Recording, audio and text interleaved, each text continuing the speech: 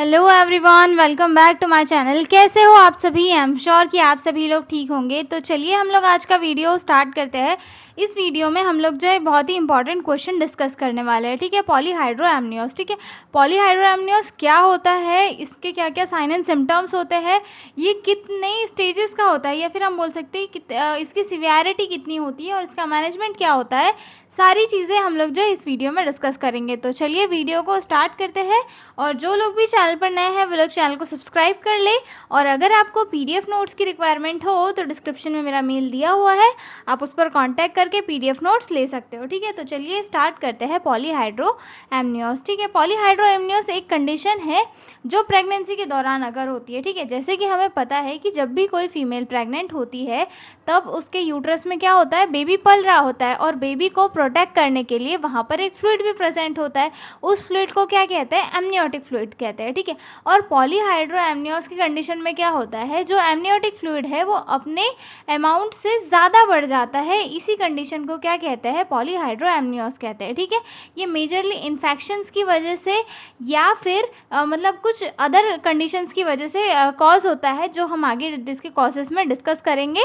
लेकिन आपको इसका मीनिंग पता होना चाहिए कि पॉलीहाइड्रोएमनियोस क्या है। तो पॉलीहाइड्रोएमनियोस यानी कि एमनियोटिक फ्लूइड का जो वॉल्यूम है, जो लेवल है, वो मदर की वूम में नॉर्मल से ज़्यादा बढ़ जाना, जिसके कारण मदर में जो है एबनॉर्मलिटीज़ और यूट्रस का साइज़ ज़्यादा, ज़रूरत से ज़्यादा इनलार्ज देखने के लिए हमें मिलता है। ठीक है, इंट्रोडक्शन से देखते हैं। ठीक है, amniotic fluid is the fluid that surround the protect the baby during pregnancy. ठीक है, एमनियोटिक फ्लूइड क्या है?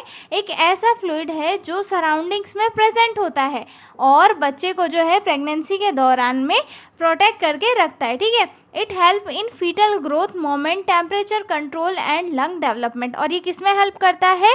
बच्चे के मोमेंट में, बच्चे की ग्रोथ में, टेम्परेचर कंट्रोल करने में और बच्चे के लंग डेवलपमेंट में मदद करता है। ठीक है, when the amount of this fluid become more than normal, the condition is called polyhydramnios. ठीक है, और जब इस अमाउंट की, मतलब इस फ्लूइड का जो नॉर्मल अमाउंट है, अगर उससे ज़्यादा हो जाता है, नॉर्मल कंडीशन से ज़्यादा हो जाता है, तब उस कंडीशन को जो है पॉलीहाइड्रोएमनियोस कहा जाता है। ठीक है, अब इसमें मैं बताती हूँ कि मतलब कितना नॉर्मल अमाउंट होता है। ठीक है, तो इस जो वो एक लेवल होता है एमनियोटिक फ्लूइड का, उसे दो इसमें मापा जाता है। ठीक है, इस एक तो पहला आता है एमनियोटिक फ्लूइड इंडेक्स, या फिर इसे AFI भी कहा जाता है। इन दोनों रीडिंग्स को जो है अल्ट्रासाउंड के थ्रू मेज़र किया जाता है। ठीक है, तो इसमें जो है 5 से लेकर 24 सेंटीमीटर तक अगर एमनियोटिक फ्लूइड है तो वो एक नॉर्मल रेंज का होता है। और दूसरा होता है सिंगल डीपेस्ट पॉकेट, जो होता है 2 से लेकर 8 सेंटीमीटर तक का, तो ये जो है नॉर्मल होता है। ठीक है,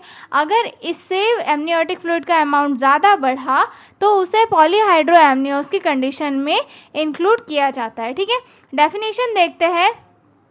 Polyhydroamnios is a condition during pregnancy in which there is an excessive amount of amniotic fluid surrounding the foetus in the uterus. ठीक है, पॉलीहाइड्रोएमनियोस क्या है? एक ऐसी कंडीशन है जो प्रेगनेंसी के दौरान में कॉज हो रही है।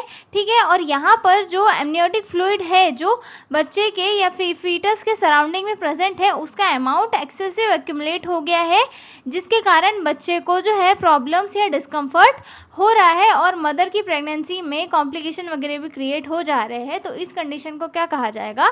पॉलीहाइड्रोएमनियोस कहा जाएगा। ठीक है, अब हम इसमें देखेंगे कि कौन कौन से टाइप के पॉलीहाइड्रोएमनियोस होता है। ठीक है, तो इसमें सबसे पहला आता है माइल्ड पॉलीहाइड्रोएमनियोस, दूसरा आता है मॉडरेट पॉलीहाइड्रोएमनियोस और तीसरा आता है सीवियर पॉलीहाइड्रोएमनियोस। ठीक है, माइल्ड यानी कि कुछ लेवल तक का इंक्रीज होना फ्लूइड का, ज़्यादा नहीं, मतलब एक नॉर्मल लेवल तक का इंक्रीज हो जाना, और ये काफ़ी जो है कॉमन टाइप होता है। ठीक है, दूसरा टाइप आता है हमारा मॉडरेट पॉलीहाइड्रोएमनियोस। ठीक है, मॉडरेट पॉलीहाइड्रोएमनियोस क्या होता है? इसमें जो है एक फ्लूइड जो है नोटिसेबल सिम्टम्स के साथ इंक्रीज हो जाता है, मतलब इसमें जो सिम्टम्स है वो नोटिस हो सकते हैं कि थोड़ा जो यूट्रस का साइज़ है वो बढ़ा हुआ देखने के लिए मिलता है, सिम्टम्स दिखाई देने लगते हैं। जो माइल्ड पॉलीहाइड्रोएमनियोस होते हैं इसमें सिम्टम्स नहीं दिखाई देते, लेकिन मॉडरेट वाले इसमें दिखाई देते हैं। ठीक है, सीवियर यानी कि काफ़ी सीवियर कंडीशन यहाँ पर क्रिएट हो जाती है सीवियर पॉलीहाइड्रोएमनियोस में, मतलब यहाँ पर जो है एक्सेसिव फ्लूइड एक्यूमुलेट हो जाता है और सीरियस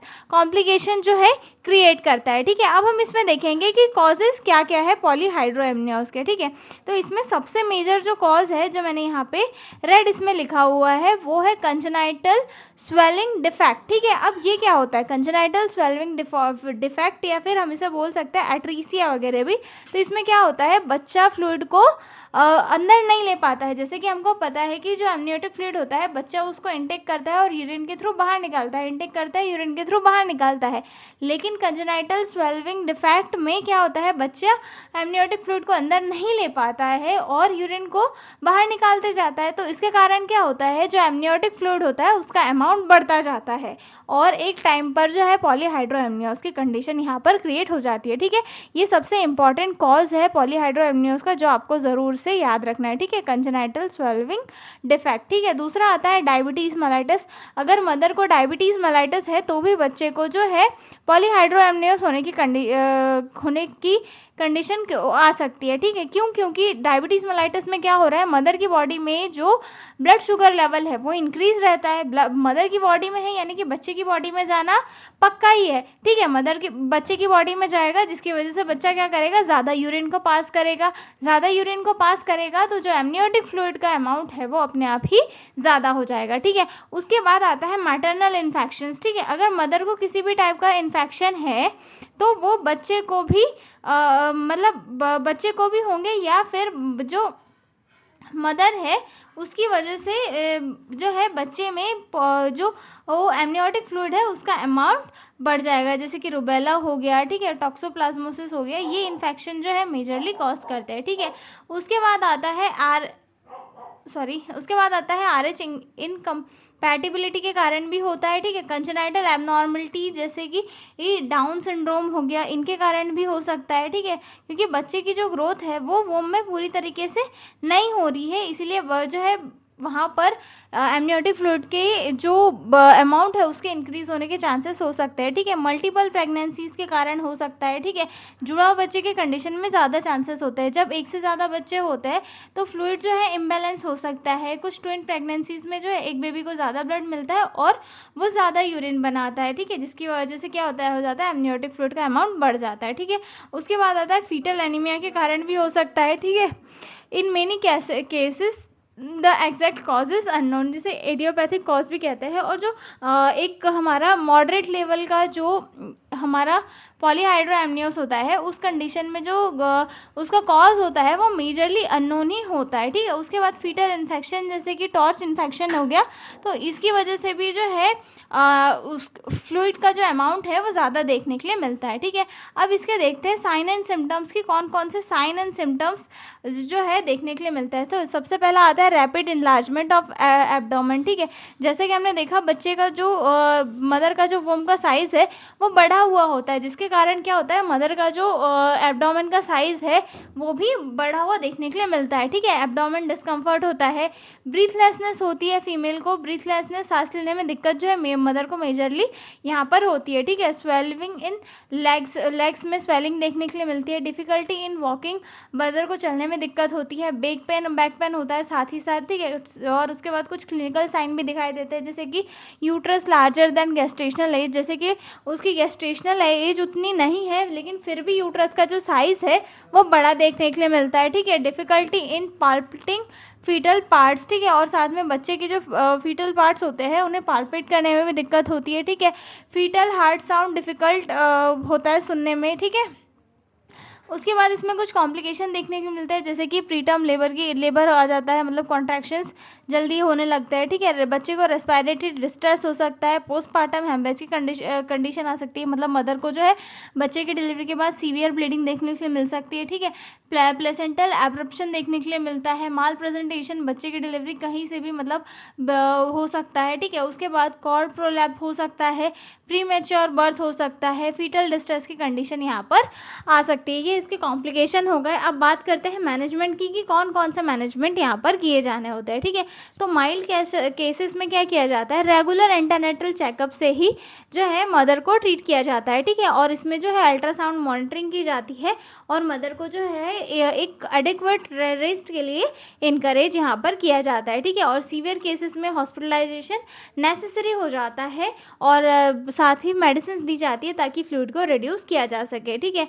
एमनियो रिडक्शन किया जाता है, एमनियोटिक फ्लूइड का रिमूवल किया जाता है ताकि जो एमनियोटिक फ्लूइड है वो बहुत ज़्यादा एक्सट्रीम ना हो और कोई कॉम्प्लिकेशन यहाँ पर क्रिएट ना करे, ठीक है। और डिलीवरी के दौरान जो है मदर और फीटस दोनों की कंटिन्यूस मॉनिटरिंग की जाती है और प्रिपेयर्डनेस फॉर इमरजेंसी कॉम्प्लिकेशन, और साथ ही इमरजेंसी कॉम्प्लिकेशन के लिए पहले से ही स्टाफ को प्रिपेयर किया जाता है, ठीक है। अब इसमें नर्सिंग मैनेजमेंट देखते हैं। तो इसमें सबसे पहले जो है monitor maternal vital sign, mother के वाइटल साइन यहाँ पे चेक करना होता है। फीटल हार्ट रेट चेक की जाती है कि बच्चा जो है डिस्ट्रेस में तो नहीं है, ठीक है। ऑब्जर्व फॉर ब्रीथिंग डिफिकल्टी के लिए ऑब्जर्व किया जाता है। प्रोवाइड इमोशनल सपोर्ट, साथ ही इमोशनल सपोर्ट प्रोवाइड किया जाता है। इनकरेज रेस्ट के लिए इनकरेज किया जाता है। Monitor for sign for labour and complication, और साथ ही जो है लेबर के साइन और कॉम्प्लिकेशन को प्रॉपरली मॉनिटर किया जाता है, ठीक है। तो पॉलीहाइड्रोएमनियोस क्या है, पॉलीहाइड्रोएमनियोस एक ऐसी कंडीशन है जहाँ पर जो एमनियोटिक फ्लूइड है उसका अमाउंट नॉर्मल से ज़्यादा हो चुका है और जिसके कारण सीवियर कॉम्प्लिकेशन क्रिएट हो जा रही है, ठीक है। तो ये क्वेश्चन हमारा यहीं पर कंप्लीट होता है। अब हम मिलेंगे अगले वीडियो में एक नए क्वेश्चन के साथ।